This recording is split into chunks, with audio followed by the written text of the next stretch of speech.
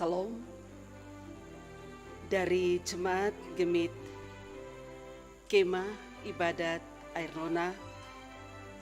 Kami mengucapkan Selamat Paskah bagi seluruh umat Kristiani di mana saja berada, teristimewa Jemaat Gemit Kemah Ibadah Air Nona yang sedang mempersiapkan diri untuk ambil bahagian dalam kebaktian dalam rumah tangga masing-masing.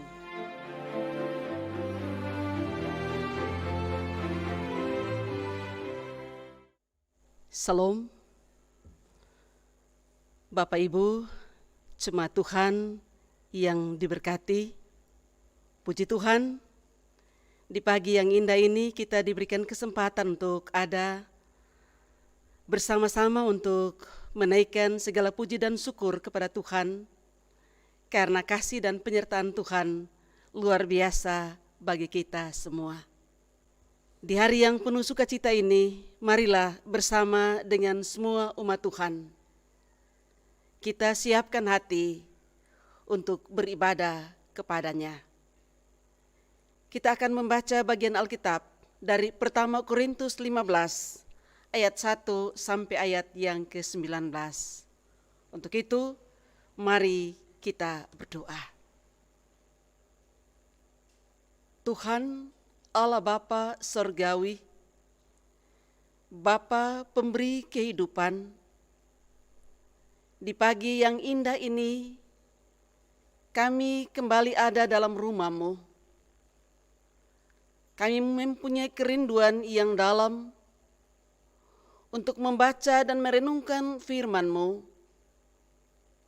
Karena itu, kami undang Roh-Mu yang kudus, hadir dan tuntun kami sekalian, agar baik hamba-Mu yang menyampaikan sabda kebenaran firman-Mu, bahkan kami semua yang mendengarnya, diberkati sehingga kami mampu melaksanakan firman-Mu di dalam kehidupan kami. Amin. Pertama Korintus 15 ayat 1 sampai ayat yang ke-19. Kebangkitan Kristus. Dan sekarang saudara-saudara, aku mau mengingatkan kamu kepada Injil yang aku beritakan kepadamu dan yang kamu terima, dan yang di dalamnya kamu teguh berdiri. Oleh Injil itu kamu diselamatkan, asal kamu teguh berpegang padanya, seperti yang telah kuberitakan kepadamu, kecuali kalau kamu telah sia-sia saja menjadi percaya. Sebab yang sangat penting telah kusampaikan kepadamu, yaitu apa yang telah kuterima sendiri, ialah bahwa Kristus telah mati karena dosa-dosa kita, sesuai dengan kitab suci, bahwa ia telah dikuburkan, dan bahwa ia telah dibangkitkan pada hari yang ketiga, sesuai dengan kitab suci. Bahwa ia telah menampakkan diri kepada Kefas, dan kemudian kepada ke-12 muridnya. Sesudah itu ia menampakkan diri kepada lebih dari 500 saudara sekaligus. Kebanyakan dari mereka masih hidup sampai sekarang, tetapi beberapa di antaranya telah meninggal. Selanjutnya ia menampakkan diri kepada Yakobus, kemudian kepada semua rasul. Dan yang paling akhir dari semuanya, ia menampakkan diri juga kepadaku, sama seperti kepada anak yang lahir sebelum waktunya. Karena aku adalah yang paling hina dari semua rasul, sebab aku telah menganiaya jemaat Allah. Tetapi karena kasih karunia Allah, aku adalah sebagaimana aku ada sekarang, dan karena kasih karunia yang telah dianugerahkannya kepadaku tidak sia-sia. Sebaliknya, Aku telah bekerja lebih keras daripada mereka semua, tetapi bukannya aku, melainkan kasih karunia Allah yang menyertai aku. Sebab itu, baik aku maupun mereka, demikianlah kami mengajar dan demikianlah kamu menjadi percaya. Jadi, bila mana kami memberitakan bahwa Kristus telah dibangkitkan dari antara orang mati, bagaimana mungkin ada di antara kamu yang mengatakan bahwa tidak ada kebangkitan orang mati? Kalau tidak ada kebangkitan orang mati, maka Kristus juga tidak dibangkitkan. Tetapi andai kata Kristus tidak dibangkitkan, maka sia-sialah pemberitaan kami dan sia-sialah juga kepercayaan kamu. Tetapi daripada itu, kamu ternyata berdusta terhadap Allah, karena tentang Dia kami katakan bahwa Ia telah membangkitkan Kristus, padahal Ia tidak membangkitkannya. Kalau andai kata benar bahwa orang mati tidak dibangkitkan, sebab jika benar orang mati tidak dibangkitkan, maka Kristus juga tidak dibangkitkan. Dan jika Kristus tidak dibangkitkan, maka sia-sialah kepercayaan kamu, dan kamu masih hidup dalam dosamu. Demikianlah binasa juga orang-orang yang mati dalam Kristus. Jikalau kita hanya dalam hidup ini saja menaruh pengharapan pada Kristus, maka kita adalah orang-orang yang paling malang dari segala manusia.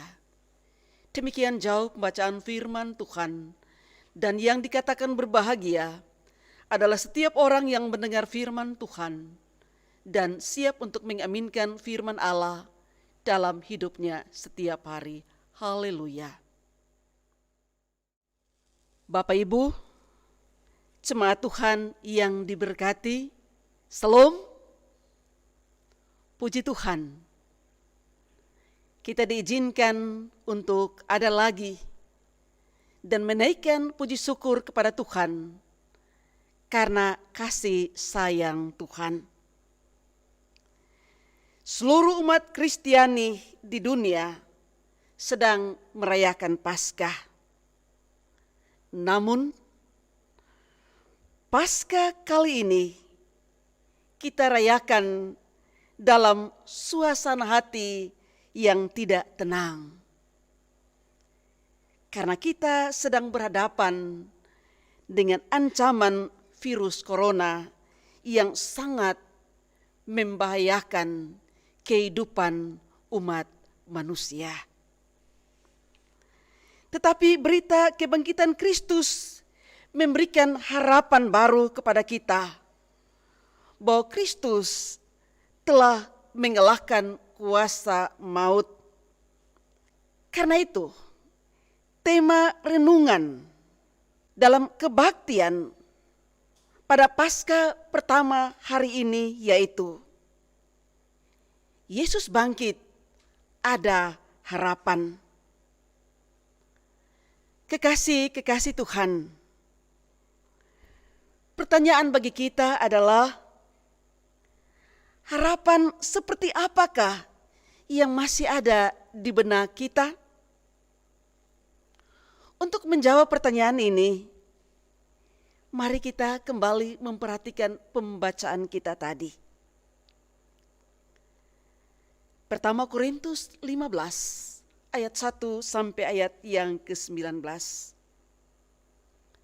Kekasih-kekasih Tuhan, dalam bagian yang kita baca tadi, Rasul Paulus mengingatkan kepada jemaat di Korintus tentang beberapa hal penting.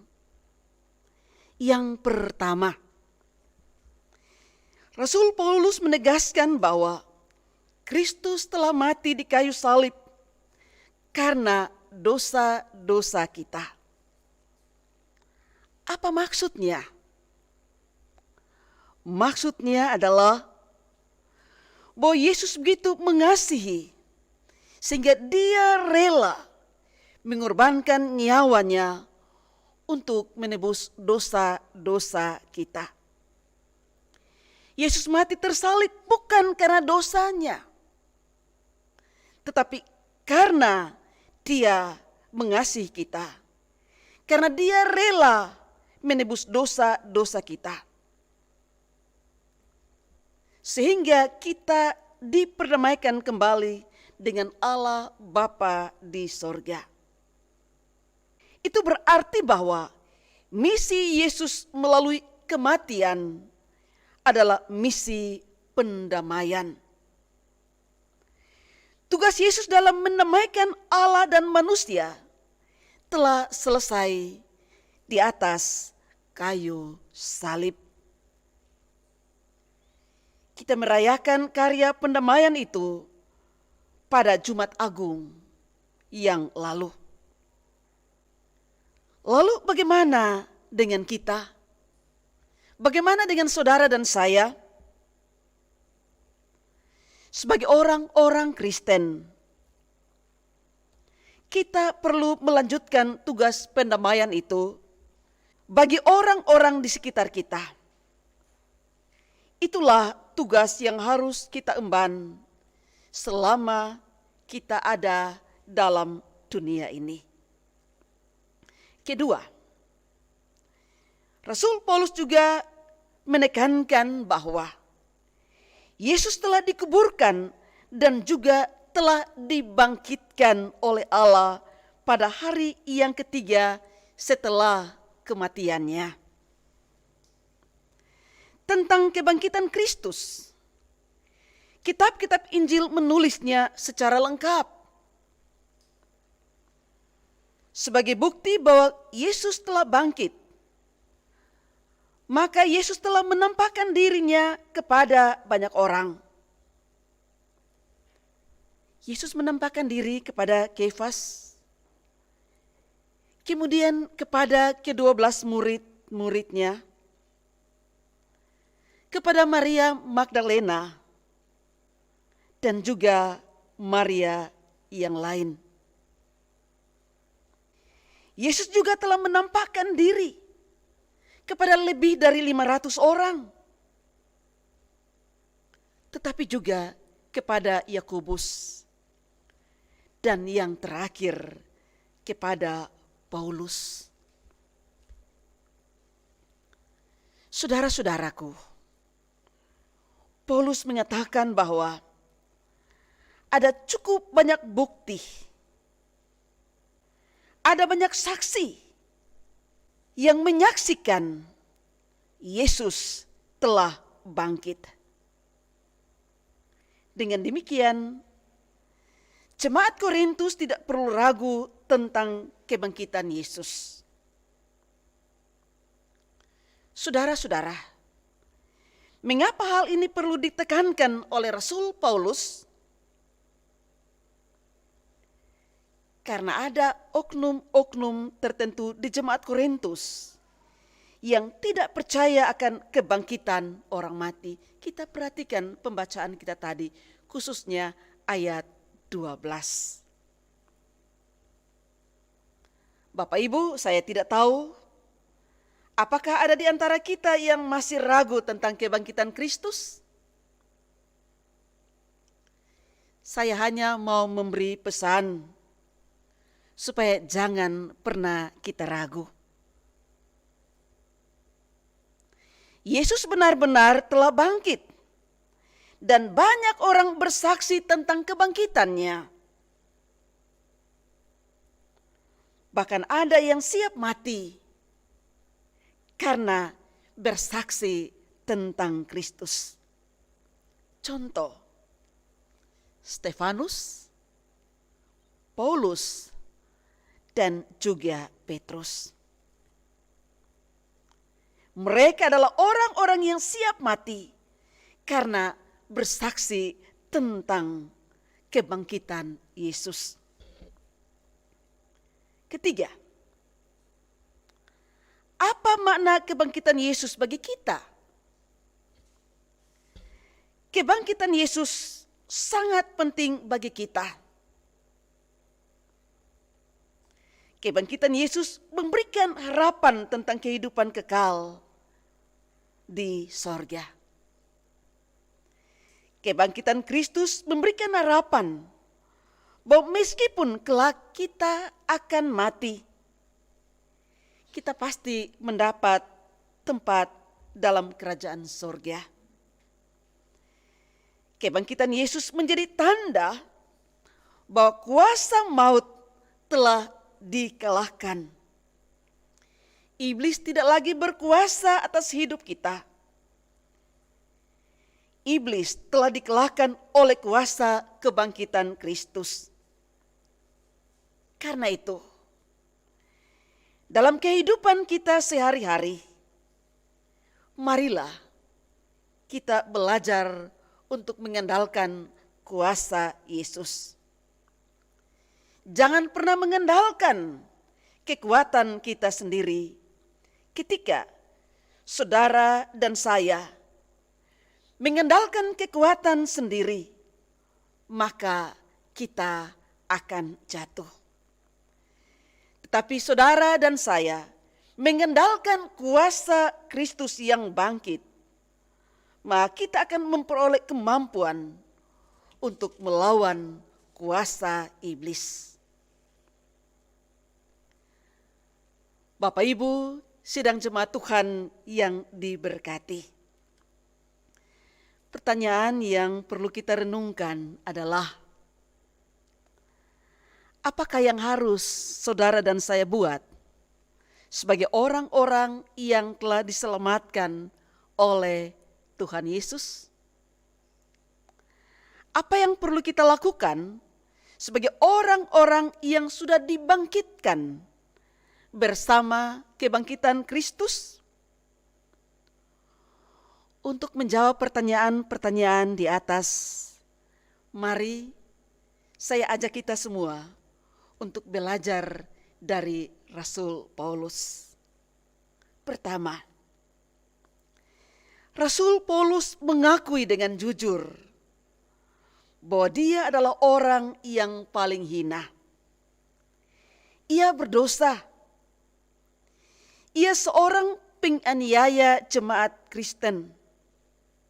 Tetapi Allah memberikan karunia pengampunan kepadanya sehingga dia bisa diangkat sebagai rasul. Kita perhatikan ayat 9 dan ayat 10. Saudara-saudara yang Tuhan Yesus kasihi, apakah saudara dan saya sadar bahwa kita adalah orang-orang berdosa? Kalau belum, marilah kita menyadari bahwa kita ini bukan orang benar.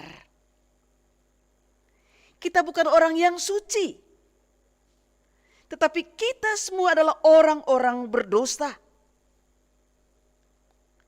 Kita mendapat kasih karunia melalui kebangkitan Yesus, sehingga saudara dan saya bisa selamat. Kedua, Rasul Paulus sadar bahwa ia mendapat kasih karunia dari Allah, maka ia siap untuk bekerja dengan lebih keras. Meski ia dihina, ia diolok, ia dicaci maki, ia tetap bekerja. Ia tetap memberitakan kebangkitan Kristus bagi semua orang. Kalau saudara dan saya sadar bahwa saudara dan saya diselamatkan oleh karena kasih karunia Allah, maka apa yang saudara dan saya harus buat? Kita harus bekerja lebih keras untuk kemuliaan nama Tuhan. Kita harus siap untuk menolong saudara-saudara kita yang terhimpit dalam kesulitan. Kita melakukan kebaikan bukan karena kita ini hebat, tetapi karena kita mau mensyukuri kasih karunia Tuhan bagi saudara dan saya. Saudara-saudara, dalam situasi kita saat ini, di mana kita tidak bebas bekerja, pasti ada di antara kita yang berkekurangan. Dalam semangat kebangkitan Kristus dan dalam rangka mensyukuri keselamatan yang Tuhan anugerahkan kepada kita, marilah kita saling berbagi. Kalau tetangga kita sedang kesulitan dan kita memiliki apa yang dibutuhkan, maka bantulah satu dengan yang lain. Kita dipanggil untuk belajar membantu, bukan dari kelebihan-kelebihan kita, tapi kita juga dipanggil untuk membantu dari keterbatasan, dari kekurangan. Saya kira kita juga perlu belajar dari seorang janda di Sarfat. Dalam segala kekurangannya, dia dipanggil untuk melayani seorang. Dia tidak kenal, tapi dia siap untuk melayani dari apa yang dia miliki. Saya kira kita juga bisa belajar untuk melakukan apa yang dibuat oleh janda di Sarfat. Yang ketiga, kebangkitan Kristus memberikan pengharapan kepada kita di tengah-tengah krisis. Sebagai orang-orang yang telah diselamatkan oleh Tuhan melalui kebangkitannya, kita mempunyai pengharapan bahwa meskipun saya, saudara, hidup dalam kesengsaraan, kita pasti menang. Kita pasti diselamatkan oleh Tuhan dalam berbagai situasi kritis. Saudara-saudara yang Tuhan Yesus kasihi, orang yang berpengharapan tidak pernah akan panik, tidak akan pernah takut menghadapi ancaman virus corona. Orang yang hidup dalam pengharapan akan berkata, saya tidak putus asa, karena saya mempunyai Kristus yang hidup dan berkuasa. Orang yang berpengharapan akan tegar walaupun ia menghadapi kesulitan hidup. Bapak, Ibu, saudara-saudara yang Tuhan Yesus kasihi, memperingati hari kebangkitan Yesus hari ini, saya menghimbau kepada kita semua untuk tetap tenang di rumah. Dan kalaupun kita keluar rumah, harus tetap waspada terhadap ancaman virus corona. Karena virus ini berkembang melalui jabatan tangan, ciuman, batuk, dan bersin. Karena itu, gunakanlah masker ketika kita hendak hadir di tempat-tempat umum atau tempat keramaian. Mari kita saling mengingatkan supaya kita menjaga diri dan juga menjaga lingkungan kita agar tetap bersih. Dengan melakukan hal ini, saudara dan saya ikut berjuang untuk membunuh virus ini dan menyelamatkan nyawa banyak orang di sekitar kita. Selamat merayakan Paskah 2020. Tuhan Yesus menyertai Bapak, Ibu, saudara-saudara sekalian di rumah dan di mana saja saudara berada. Immanuel. Amin. Mari kita berdoa. Ya Tuhan Allah Bapa Surgawi, terima kasih Bapa, kami bersyukur kepadamu karena sekalipun situasi sekitar kami tidak memberikan kenyamanan, tapi itu tidak berarti bahwa kami kehilangan sukacita. Karena berita Paskah memberikan kepada kami semangat baru, harapan baru. Saat ini Tuhan kami berdoa bagi jemaat Tuhan yang sedang bergumul dalam berbagai persoalan,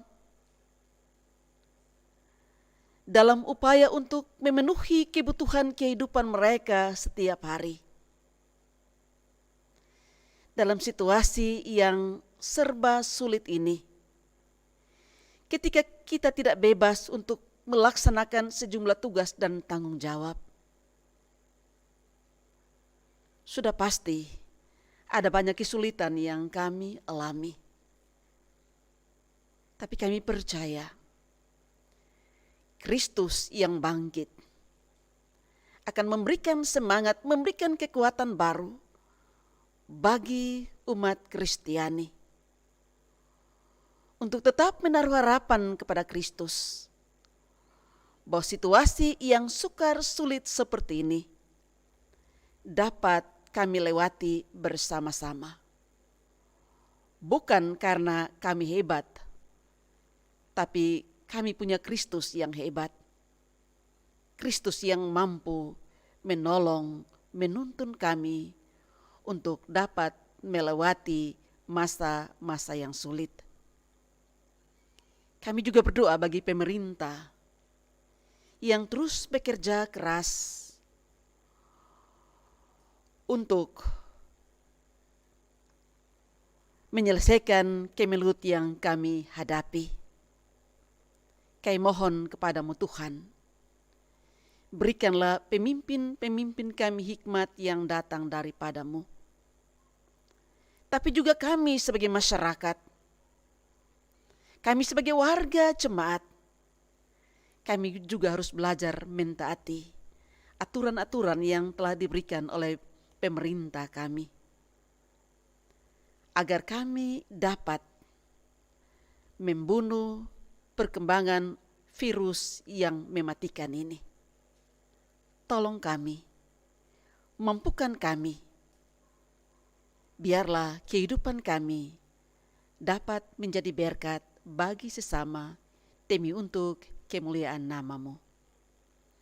Ini doa kami Bapa, di dalam nama Tuhan Yesus Kristus kami berdoa.